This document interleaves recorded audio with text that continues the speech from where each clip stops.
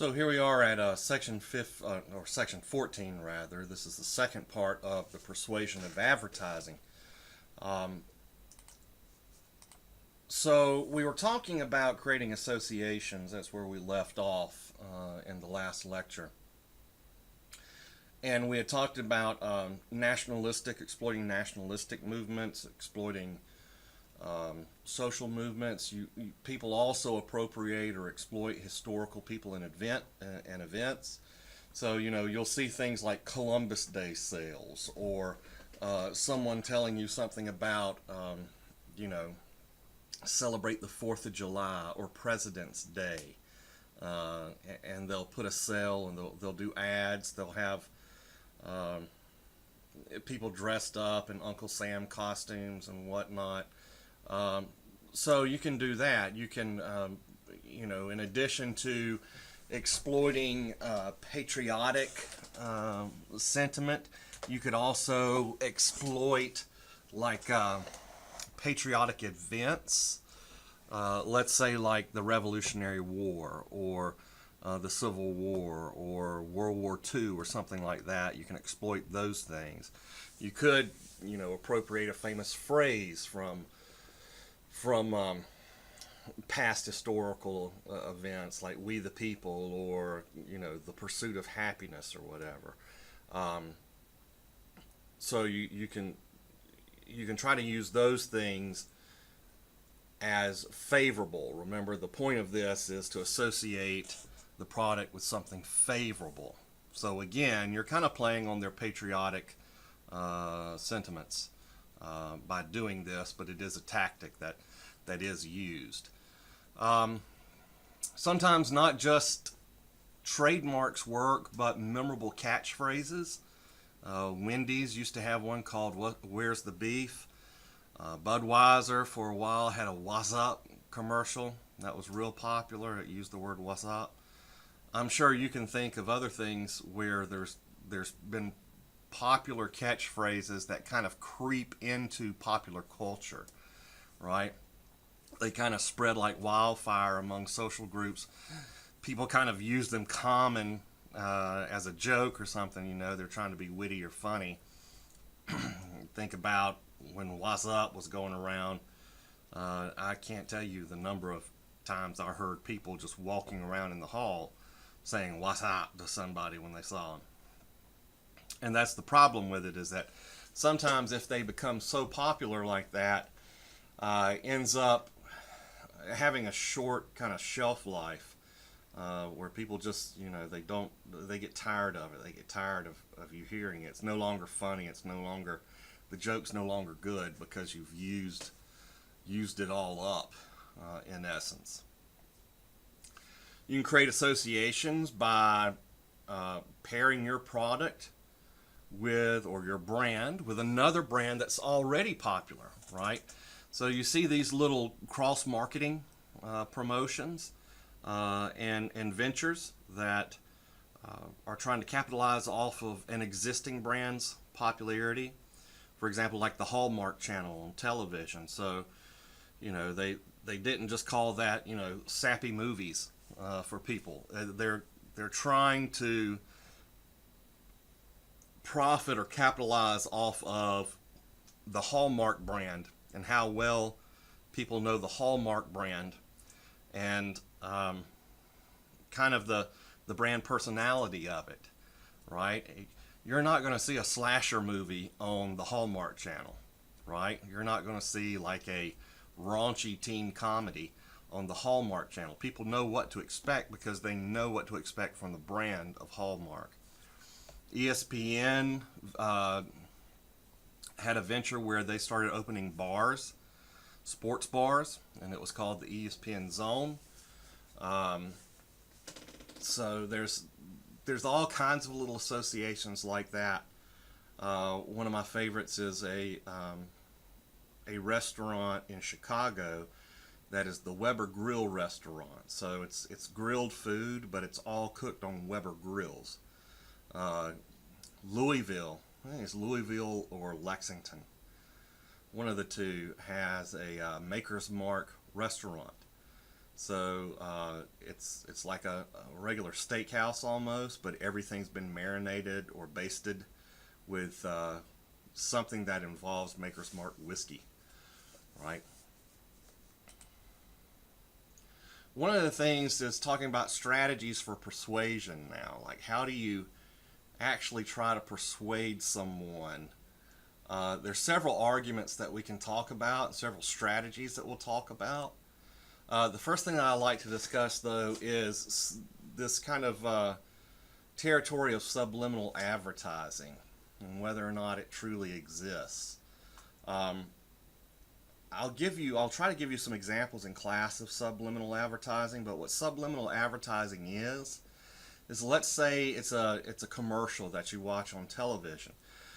Well, that commercial, or that video rather, that video runs at 24 frames per second or higher, right? So what I mean by that is video really is just kind of like it's a series of still shots that are rapidly moved or cycled through so fast that the eye sees motion when motion's not necessarily there. And you all know what I'm talking about with the little classic flip book illustration where you make little pictures of something on each page, you change the picture just a little bit, and then you flip through it all and it looks like animation or movement. So imagine if you had that flip book that you're flipping through and you tore out one of the pieces of paper and or not tore out, but you took one of the little sheets of paper in that animation and you put a Nike swoosh in there, right?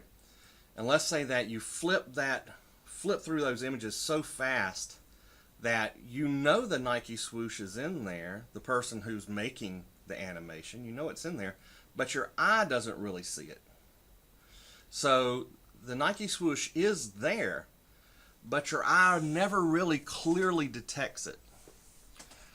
So there was this theory or this belief that even still, with all that being true, your brain would process the Nike swoosh and it would work as kind of a suggestion, giving your brain this feeling of Nike without you consciously knowing that you saw it. So what we see is that subliminal advertising doesn't really work at all, and it's a matter of pure perception. If the eye doesn't see it, if the eye doesn't recognize it, the brain doesn't process it, right? So you can try to sneak something in there that you know is in the ad, but people don't really see, but that's not going to work, right? However, there are persuasive strategies that you can use to manipulate people in advertising that typically do work. Those strategies do work. That's because people are culturally conditioned to recognize and respect certain forms of arguments and evidence. So this is what you say in ads to try to suppress or alter the truth. And this suppressing the truth or altering the truth is also known as puffery in advertising. It's a polite way of saying lie. So here's some strategies for that. You can use a pseudo claim. And what that is that it gives you ambiguous words, words that have ambiguous meanings. So it sounds like it's effective, but it's not really telling you much of anything. For example, a toothpaste may say, well, using our toothpaste fights cavities. Well, okay, wouldn't anybody's toothpaste out there on the market fight cavities? I mean, that's kind of the point of using toothpaste, is that by brushing with some kind of detergent agent, you fight cavities. Or our pill helps you lose weight. Well, what does helps mean?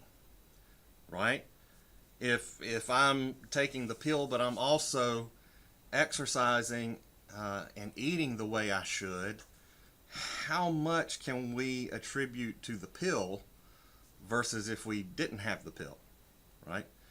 It would be better if the ad said exactly how it eliminated cavities, especially how it did it differently than competitors, or how much extra weight you will lose just by taking this pill, right? Another strategy is to compare things with an unidentified other ad, or it's really an unidentified other product. And you'll see these, we call these the words, where you'll have in the ad they'll say, well, our product will last longer, our product is stronger, it's better, your teeth will be whiter, you could save more. Well, more than what? Better than what? Stronger than what? Whiter than what? You're not giving me a comparison element. You're just saying words. And I could technically argue that, our product is stronger. Well, are you comparing it to some other product, or are you just saying it's stronger than if you used no product at all, right? Sometimes even still though, you get parity products. You get these products that are essentially at their basic core the same. There's nothing you can really do that alters the chemistry, but still makes it that product, right? And I guess what I'm saying is, take a product like bleach or sugar or salt. Do you care which brand of salt you get? Just common table salt? Does it matter to you that you buy Morton's over whatever the Walmart brand is or the Kroger brand is? Typically people say no. Why is that? Because salt is salt. Bleach is bleach. Sugar is sugar. Flour is flour. Right? Whatever is cheapest that day, that's what I'm going to buy. So what happens there, think about other things that you use chemical-wise. Rubbing alcohol. Do you care whether you get your rubbing alcohol at CVS or Walgreens or Walmart? No, it's all the same. It's all rubbing alcohol, right? Peroxide the same way.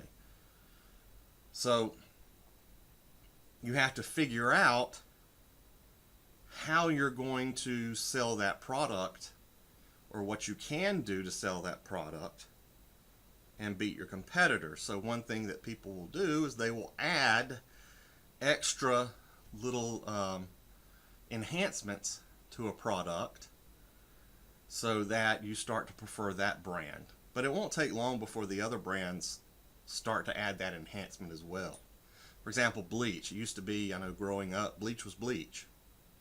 Then you start getting bleach with fresh linen scent, bleach with lavender scent, right? And so, well, let's buy that because it doesn't smell as strong as bleach. It smells better. Okay?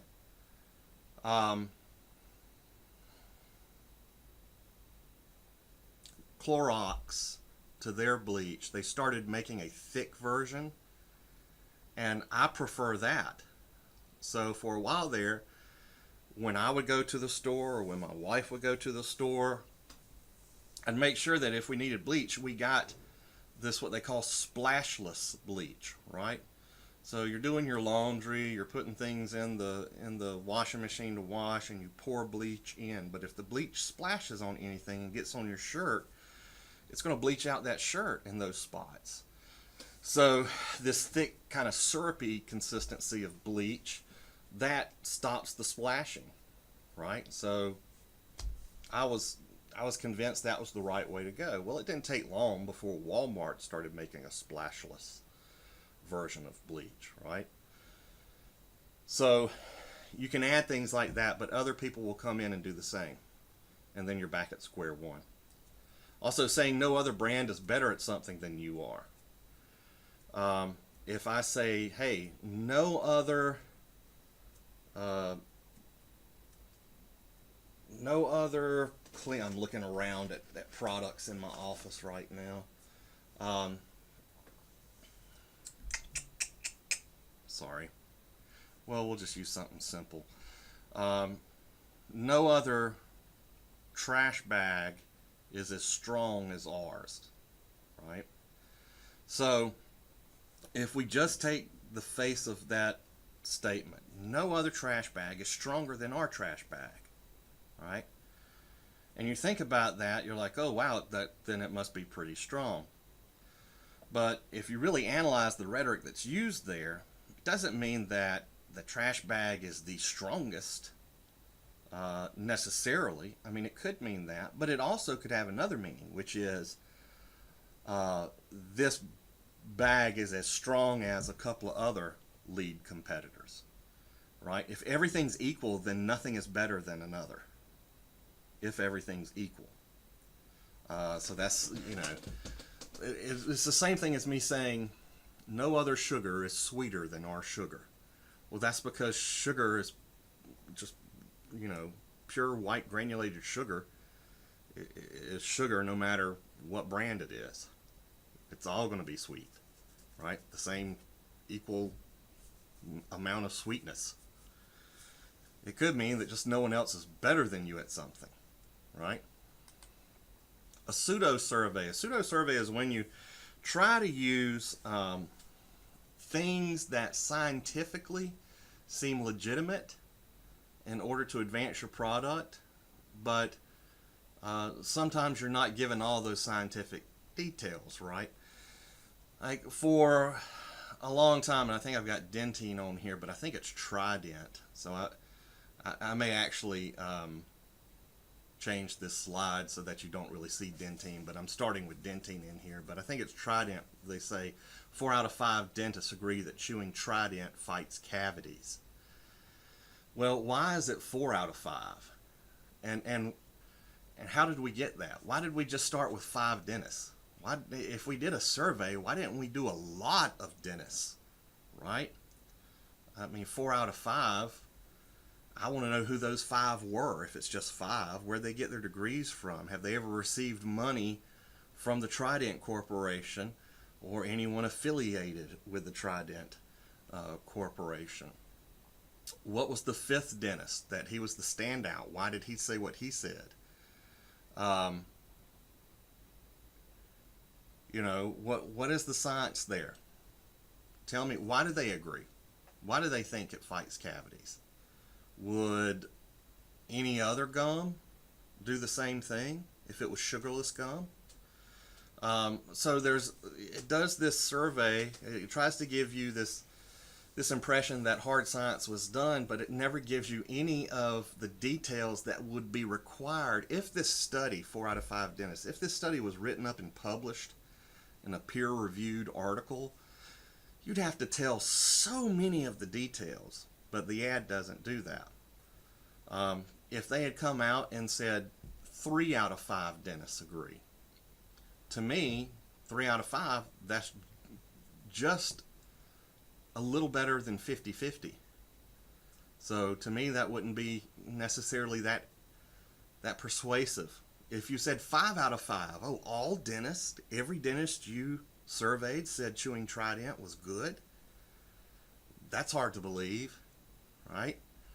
Have you ever met dentists or medical doctors or even PhDs like me that agreed on anything? If you have 5 of those people in a room together, you're telling me that all 5 are going to go, yeah. No, somebody's going to stand out, right? If not more than one person. So it's tricky to believe that 5 out of 5 would, and 3 out of 5 is only half them better. 4 seems to be the magical number, right? So you have to question, like, why is this being done? It leaves out details that will be required under more scientific rigor. Also, notice how on your ads you'll see someone that tries to give this ad legitimacy. Like even in a medical setting, a lot of times you'll see a doctor in an ad. They'll have their white lab coat on, and what they're not telling you is that this person, they may be telling you about weight loss, but they're not really a doctor that deals with that. They may be a chiropractor. They may be a dentist. They may be a nutritionist. I don't know. But A lot of times they're paid, and they're not even really in the field in which they're telling you stuff about. Juxtapositions are used often, implying that two things go together. So not merely just an association, but almost showing a direct link, right? For a long time, Coca-Cola had this ad that it said, enjoy a Coke and a smile. In other words, if you have a Coke, you'll smile. It's a byproduct of drinking Coke, is smiling. Mountain Dew wanted to be associated with being extreme. If you drink Mountain Dew, people will pick you out as someone who's extreme, right? Who's intense. So you try to put those little juxtapositions in there. Oh, I want to be happy. I want to smile. Let's get a Coke, right? The world doesn't work that way. We know that. Exploiting coincidental relationships. So sometimes an association or a relationship may occur, but it was never intentional, right? Oatmeal. Oatmeal's been around forever, right? It's cheap to make, and cheap to sell. Cheap to produce is what I'm getting at. It's also inexpensive to buy. So when you go to the store, you can buy a whole bunch of oatmeal for not very much money, right? And people have kind of treated it as a staple, at least the older generation treated it as a staple of their breakfast, right? You had your oatmeal at breakfast. Now, what we come to find out is that oatmeal actually has properties in it that will reduce cholesterol. So that if you have high cholesterol, one of the things they tell you to do is eat more oatmeal, right? That'll help you with your cholesterol. Maybe not in a huge way, but you'll get some benefit from it. And so you may see an ad. Let's say you have a small child in the ad that says, my mom buys Quaker Oat oatmeal for us. And she tells me that it's going to help my heart be strong, right? Well, you're 7. How bad could your heart be, right? I don't think your mom is making that conscious decision. I want to buy oatmeal for my 7-year-old so his heart will be stronger. She's doing it because it's cheap, it's on sale, it's easy to prepare, and she's saving money on it. I was kind of being facetious and making a joke here, saying no, she doesn't care about your heart. She bought you the cheap crap so she could spend more money on lottery tickets. Might be that's the reason why, right? Hershey syrup, whether you know it or not, has promoted itself in the past as Hershey syrup, and then there'll be a little blurb on the bottle, on the label, that says, as always, fat-free. Well, yeah, Hershey syrup is fat-free. So is water, right? Don't miscalculate and think fat-free means it has no calories. It does. It has a lot of calories, right? Trust me, if you sit around eating Hershey syrup all day, you're going to get fat, right? Because of the calories. Yeah, it doesn't have fat in it. Why? Because Hershey syrup doesn't really come from an animal at all. The ingredients needed to make Hershey syrup don't have fat in it. Okay? They don't have fat in them. So you get fat-free Hershey syrup. Yay, you're still going to get fat, right? Fat-free doesn't mean that you won't turn fat in the end. But Hershey syrup tried to play off that for a long time of convincing people, oh, it's not as bad as you think, it's fat-free, right? Implying causality. This is the classic if-then kind of trick. Let's show you a before and after. And the implication, what's being implied, is that if you try this product, you'll look like the after picture, right? If you do this, you'll get these results. So Is it that using the product did that, or is it a host of other explanations that did it? Right? I mean, if you look at these two pictures here, there's obvious differences besides just an acne cream that's at work here, right? The lighting is more harsh in the before. She has not, her head, first of all, isn't angled the way it is in the after picture. She's looking straight on into a bright light, right? The light seems softened on her face a bit more in the second picture. She's washed and combed out her hair, you can notice that. She's got a bit of makeup on in the second picture. She's not in a bright wide smile, but she is kind of grinning just a hint in the second picture. She's not grinning at all in the first picture. That's why it looks like there's an improvement, because her face is more positive, right? Look at her eyes and how they're lit. Look at the differences in the lighting there, right? So is it just the acne cream? No. No, it's not. There's other things that are going on here. Final numbers for this. The United States absorbs almost half of the world's advertising expenditures. So you want to know what the United States is really good at? That's advertising. We can advertise and we do marketing like nobody else, right?